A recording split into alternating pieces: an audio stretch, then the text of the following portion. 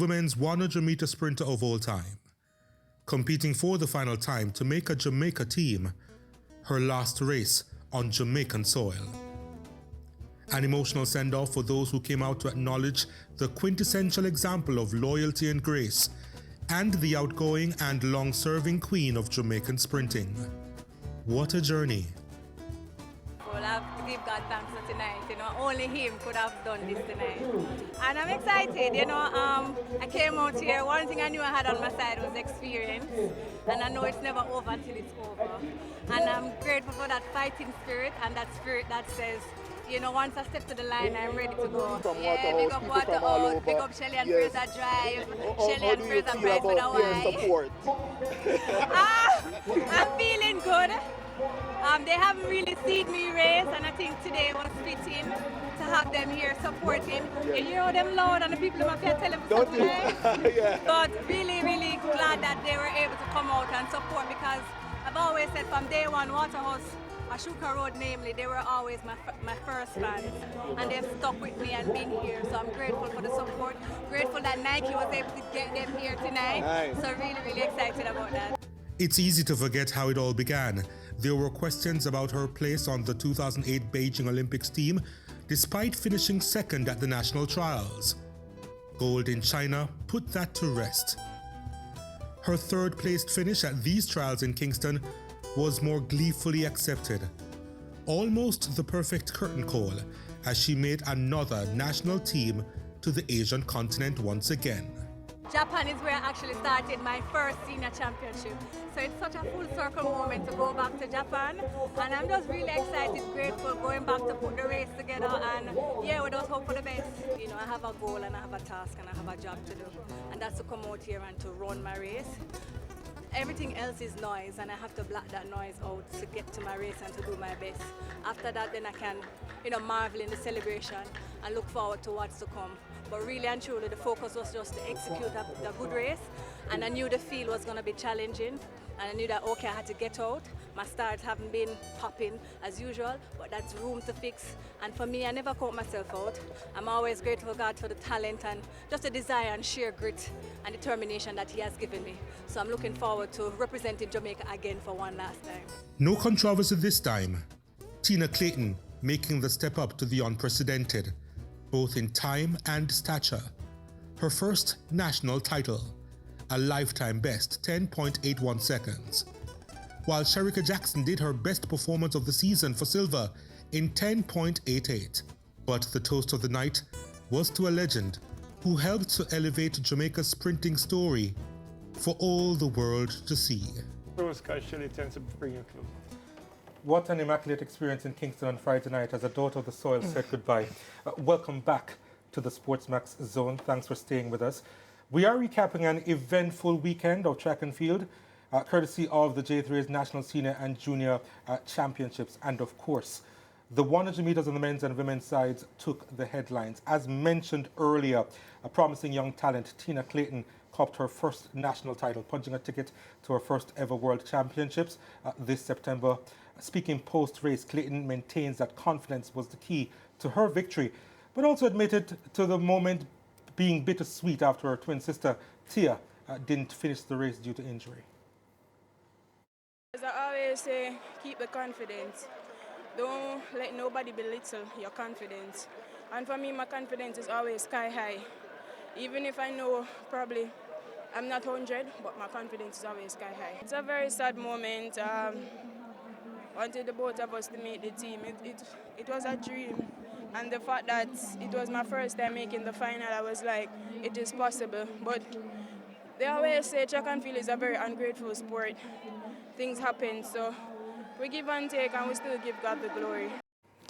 Now, in the men's equivalent, the Olympic silver medalist Clayton and Thompson ran a lifetime best in world, leading 9.75 seconds to retain his men's 100-meter title ahead of Oblique Seville in second spot, 9.83, and Akeem Blake in third with 9.88, following the race, oozing confidence. Thompson made his hunger for greatness very clear.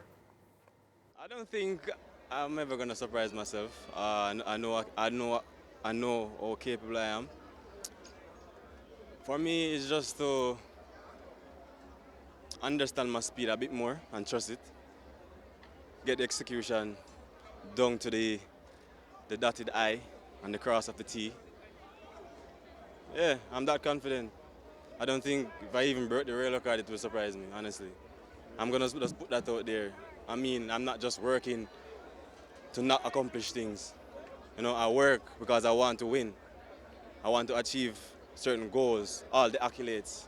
So yeah, that's just me. And that says the hunger and the desire that you have right now in track and field? Yeah, pretty much, that's it. I'm a very hungry person. I'm not really a media person, or I don't really say much, but I let my actions on the track do the talking.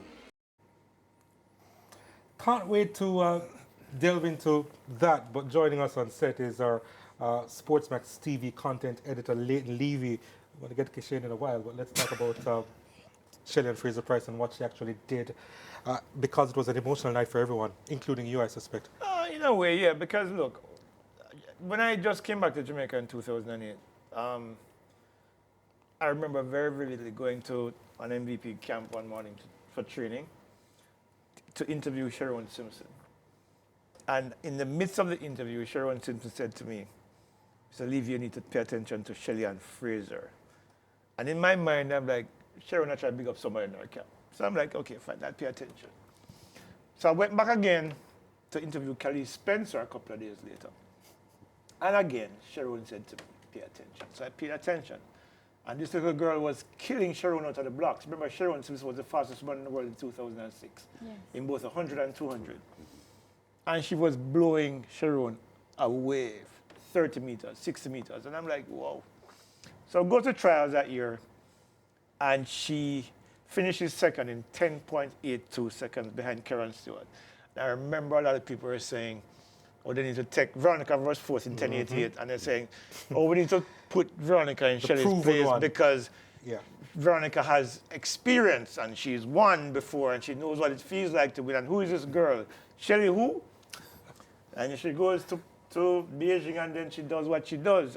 So since then, well, just to add this point to it, when I left for Italy, I called her in Italy and asked her about how she felt about the fact that people wanted Veronica to replace her. And she said to me on the phone, that was the first time I spoke to her on the phone, and very quiet, soft voice. And she goes, she's going to use it as motivation for her career. This is her career. Here we are. You know, so this for me is full circle. She started in Japan, in Osaka. She ends in Tokyo 18 years later. And what she's accomplished in those 17 years, those 18 years, is something that no other female sprinter has managed to accomplish. So for me, it's not really a sad moment. I'm just glad that I was able to be a part of it and cover it. And so, because everything comes to an end, and Lance, you know this, you've been around long enough. Sports, you have phases in sports, different eras. The Bolt era, the Donald Quarry era, the Merlin Ottey era, you know, the Veronica Campbell era. Of course, now the Shelly-Ann Fraser-Pryce that was synchronized with Usain's era. So I'm happy to be a part of it. So I'm not really sad. I'm just glad I was able to experience it. Having said that, you had all the time for her in terms of predicting that she would have been in the top three. In fact, you got your top three correct. Dead on, yeah. Yeah. You can gloat. I'll give you a second. No. But which meant that you had Tia out of it. Yeah, and I'll explain to you why. If you saw Tia in the semifinals, Tia's hamstring, left hamstring, I think it was. It was taped. Yeah, heavily taped, not just taped. Semifinals. Yeah, she was. Yeah, but you made your prediction before the semifinal. So no, it was yes. it semifinal? Yeah, it was a semifinal, right? Yeah, but the tape. You look at how heavily she was strapped. Yeah. It brought, when I was analyzing the different potential contenders, it took me back to 2013 when Shelly was racing at the World Championships in Moscow, where Alison Felix came into the championships for that taped hamstring. And when you get to a final in a championship like this, the intensity of it, because you're up against the fastest people of that moment, you're going to push hard. And I just thought that because Tia had picked up this injury at the Racers Grand Prix, and she had less than 3 weeks to fully recover. So the hamstring for me was still tentative, very tender, very delicate, very vulnerable. And given the circumstances of the occasion, both mental and physical, I felt that when Tina pushed out and Shelly pushes out and Tina's going to push with them, that it was likely that she would have re-aggravated the injury. And so said, so done. Not that I wanted it to happen, but when you're analyzing these things, you take the emotion out of it and look at what the reality and the possibilities of what could happen. And I thought the possibility of her re-aggravating that injury was above 70% from my experience, and which is why I picked Shelly to come third. Yeah. That's one half of the equation, though, because her twin sister won the race in a personal best time. Yeah, well, look, the thing about Tina is that if you look at this year, Tina was hurt last year. She didn't make it to Paris. Tina went to Paris in 1086 in the semifinals. Tia, sorry, in the semifinals. So when you look at what Tina has been able to do in the last 3 months, you saw this coming. And the ominous sign for the rest of the world is that if you remember back in 2008, Shelly ran 1080 at the national championships and then won the Olympics in 10.78. Tia Clayton is right now trending towards 10.7s because there's 2.5 months before the World Championships. Will that 10.75 hour thing that I think she can run by then win? That's the difference between then and now, because I don't think 10.75 can win. Yeah, I think what Donald is getting at, though, is that your prediction that Tia would not have been in the top 3 was maybe a little less impressive than you predicting Tina beating Shericka Jackson, because most experts had Shericka Jackson winning gold. Yeah, but I couldn't pick Shericka to win because Shericka had not looked that impressive. The body of evidence. 11.04. Then she came and she ran 10.94 in the semis. And when you look at the relative ease at which Tina ran 10.80, what was it, 10.86 I think it was? Yes. You saw that Shericka didn't have the foot speed in that moment to win that race. I think Tina did, and which is why I picked her to win. Yeah, where did you think Shericka, and I would say lost because she came second, that one as opposed to when you put her up against Tina? When you look at Shericka's performances during the course of the season, she's always been, well, so far this season, she's been a step short. And I said it before, that when you saw her at World Relays, for example, she didn't have the natural speed that she usually possesses to get past people. And then in the final, she was run past by the success in the 4x1 final in Nanjing. And I didn't see the speed. As much as she looked a lot better, I didn't see the speed that what would have been required for her to win at the national champion. I did see it in Tina. Yeah. And which is why I thought that Tina was going to get better of her, and she did. Yeah, what I really paid attention to is at the end of the race and the interviews that Shericka did, you know, she really just was happy, and she's happy because she finished fit, you know, healthy. She said that. And the key thing what you mentioned as well is the fact that she was hurt a couple of weeks ago. Correct. A quad injury, which, you know, the fact that she was able to come around 10.88, it speaks volumes to her mental toughness, because injuries are not, other people don't understand, injuries are not just physical, you know. When you get hurt and the muscle heals, your mind has to be convinced that it's healed. So you will always hold back in terms of what you think you're able to do. Your mind, your brain always protects you, which is why when people hit you in the face hard enough, you get knocked out. Because, no, I'm serious, because your brain protects you. I've never had it, Leighton, but it's happened to me. Okay. Your brain shuts down to protect you from further damage. Yeah. And that's what holds back a lot of athletes when they're coming back from injuries.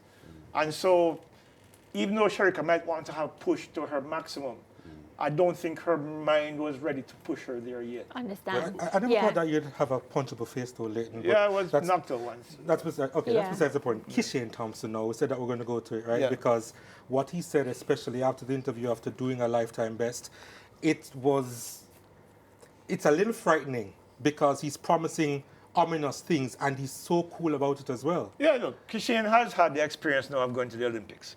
He knows what it feels like to run against the fastest man in the world. He made a mistake in Paris. He's learned from it.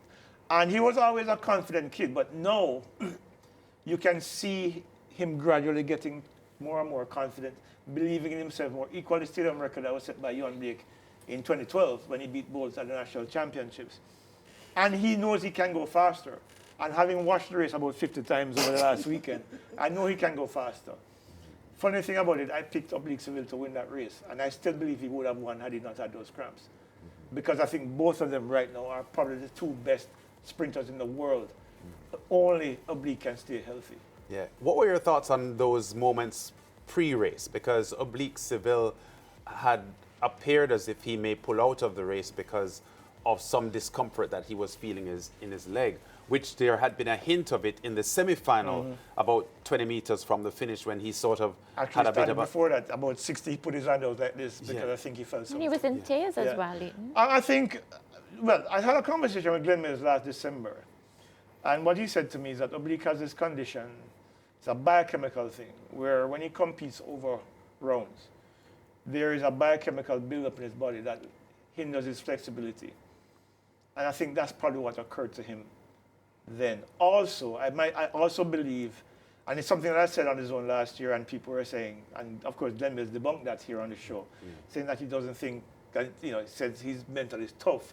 What I keep telling people, I don't care how tough you are mentally, if you have something occurring over and over again in key moments, there comes a point where you start to not believe in yourself enough. And I think that combination of both things affected Oblique.